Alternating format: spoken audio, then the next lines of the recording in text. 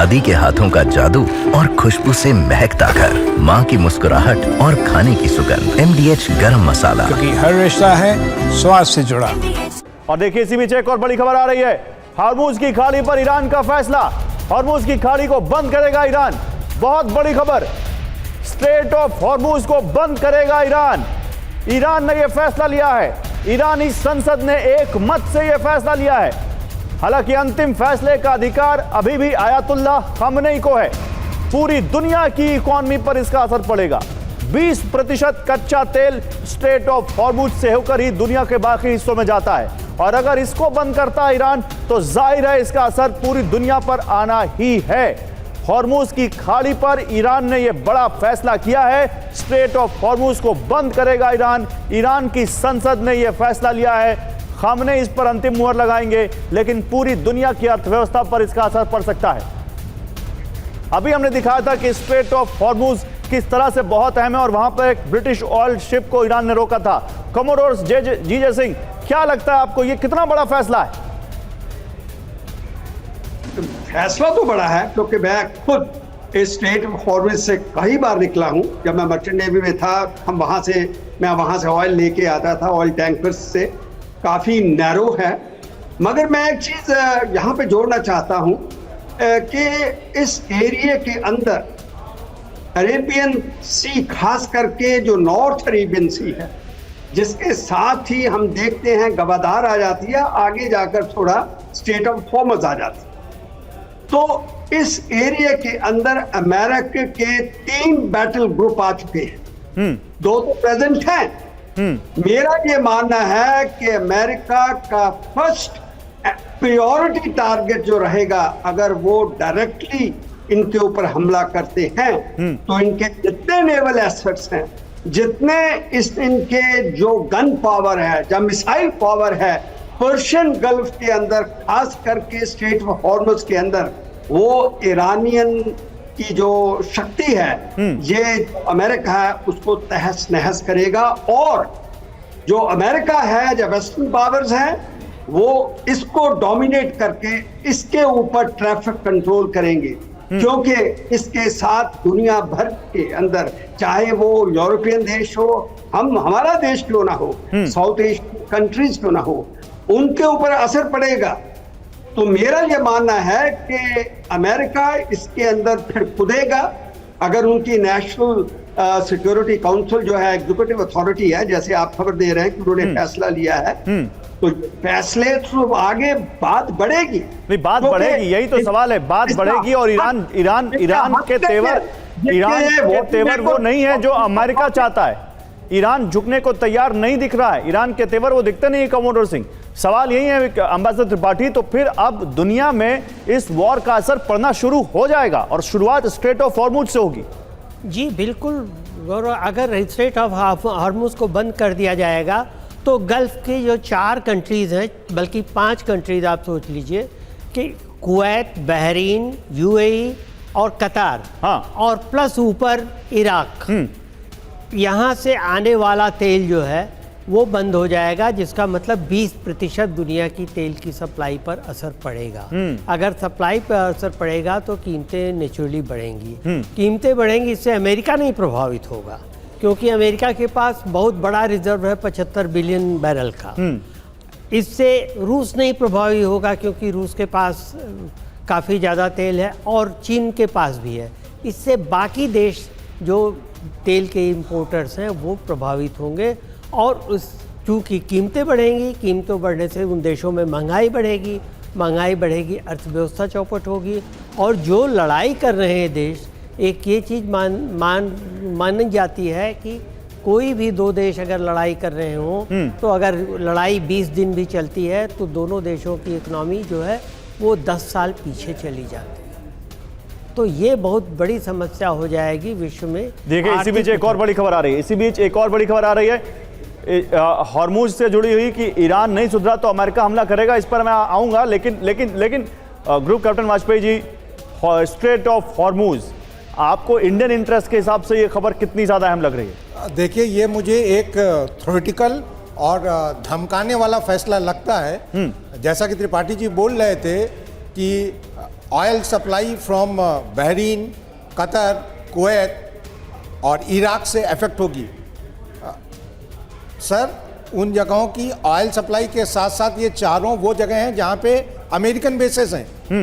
ये अमेरिका को धमकाने के लिए कि आप इन बेसों पे अपनी आर्म्स एम्युनिशन की सप्लाई नहीं दे पाएंगे, और इसलिए ये फैसला एक धमकाने वाला लगता है। मुझे नहीं लगता किसी भी तरह ईरान ठीक है, मैं एक काम करता हूं, करने की पोजीशन पे है। एक काम करता हूं, जॉन दत्ता प्लीज मुझे यहाँ ज्वाइन करिए। मैं आ रहा हूँ group captain Vajpayee ji, please आप मुझे यहाँ ज्वाइन कीजिए।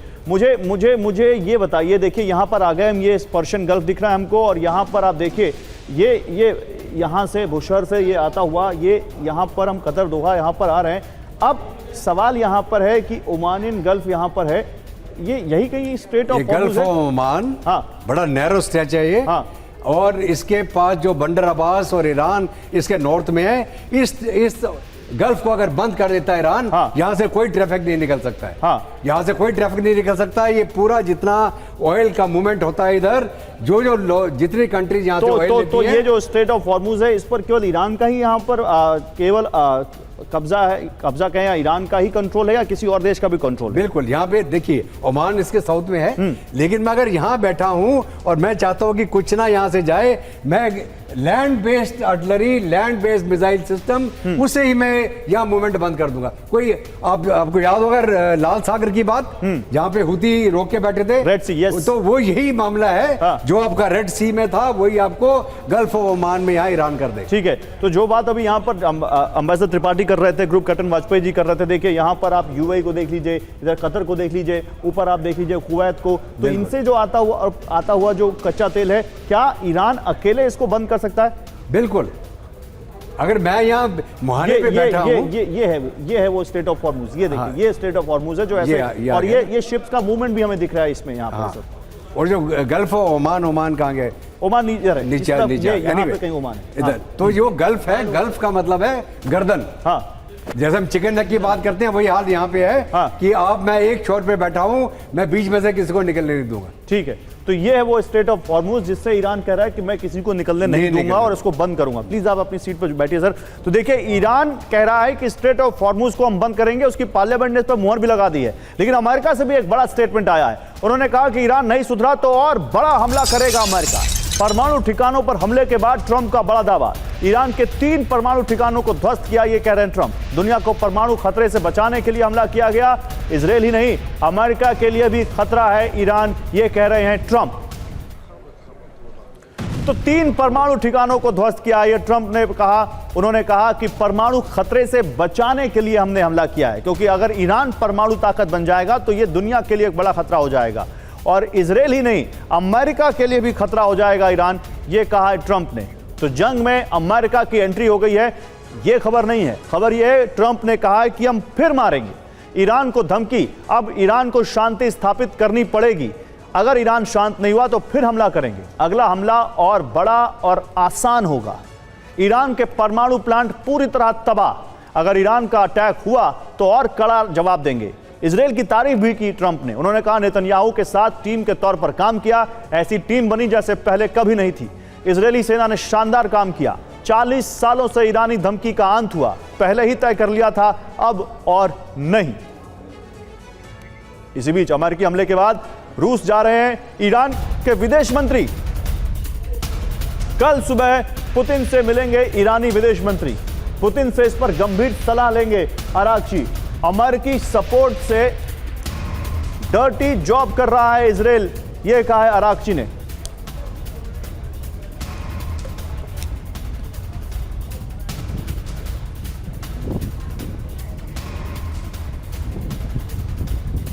और ईरान के विदेश मंत्री अरागची का बयान, खामनेई पर हमला तो अंजाम बुरा। ट्रंप ने विश्वासघात किया, यह कहना अरागची का। ट्रंप ने अपराधी इजरायल का साथ दिया है, यह कहना है ईरानी विदेश मंत्री अरागची का। तो ईरान पर अमेरिकी हमला किसने क्या कहा? रूस ने कहा अमेरिकी हमले के बाद परमाणु उत्पादन अब खुलेआम होगा। यूनाइटेड नेशंस ने कहा अंतर्राष्ट्रीय शांति के लिए खतरा, अमेरिकी हमले से क्षेत्र में तनाव बढ़ेगा। ब्रिटेन ने कहा बातचीत की मेज पर लौटे ईरान, ईरानी परमाणु कार्यक्रम एक बड़ा खतरा है। ऑस्ट्रेलिया ने कहा ईरानी परमाणु कार्यक्रम पर लगाम जरूरी, अब युद्ध नहीं शांति का समय। सऊदी अरब ने कहा अमेरिकी हमले ने चिंता बढ़ाई, ताजा हालात पर हमारी नजर है। मैक्सिको ने कहा दोनों पक्षों में तत्काल बातचीत हो, क्षेत्र में तनाव कम करने की कोशिश हो। ओमान ने कहा ईरान पर अमेरिकी हमला गलत, मिडिल ईस्ट में तनाव कम किया जाए। पाकिस्तान ने कहा हमले से जंग भड़क सकती है, मिडिल ईस्ट में टेंशन बढ़ेगी। चिली ने कहा बातचीत से तनाव को खत्म किया जाए, हम दोनों देशों से शांति चाहते हैं। क्यूबा ने कहा संयुक्त राष्ट्र चार्टर का गंभीर उल्लंघन है ये, मिडिल ईस्ट में संघर्ष बढ़ सकता है। और भारत के प्रधानमंत्री ने बातचीत में कहा ईरानी राष्ट्रपति से कि डायलॉग और डिप्लोमेसी से इस मामले को सुलझाया जाना चाहिए। दादी के हाथों का जादू और खुशबू से महकता घर, माँ की मुस्कुराहट और खाने की सुगंध। MDH गरम मसाला, क्योंकि हर रिश्ता है स्वाद से जुड़ा।